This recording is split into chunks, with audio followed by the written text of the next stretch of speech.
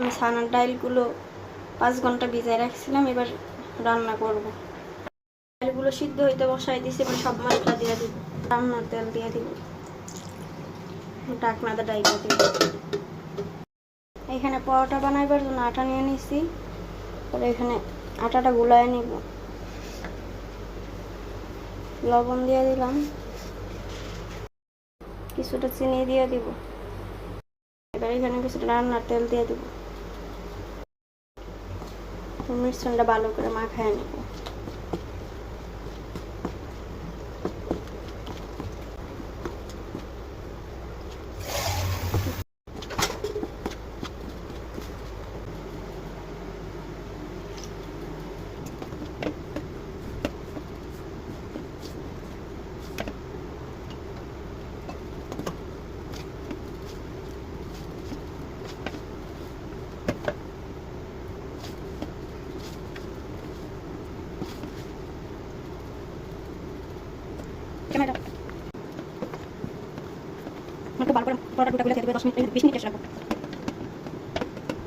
হাতে একটু তেল নিয়ে নিলাম, এবার তেলটা মাখায় 20 মিনিট রেস্টে রেখে দেব।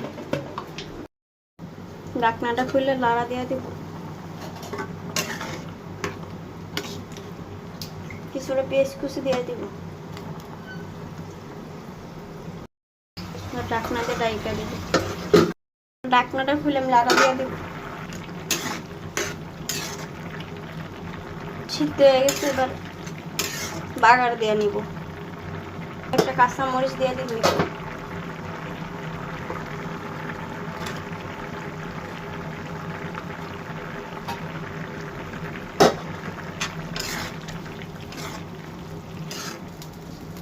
কড়াইতে তেল দিয়ে দিব,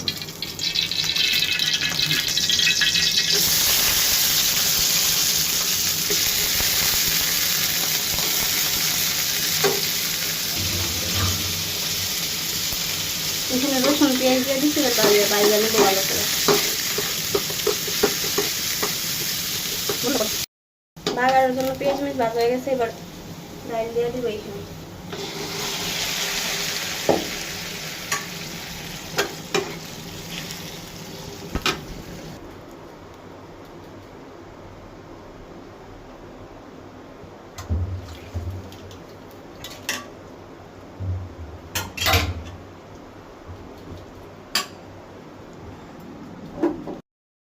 ঢাকনাটা খুলে কয়েকটা সজনে পাতা দিয়ে দিব,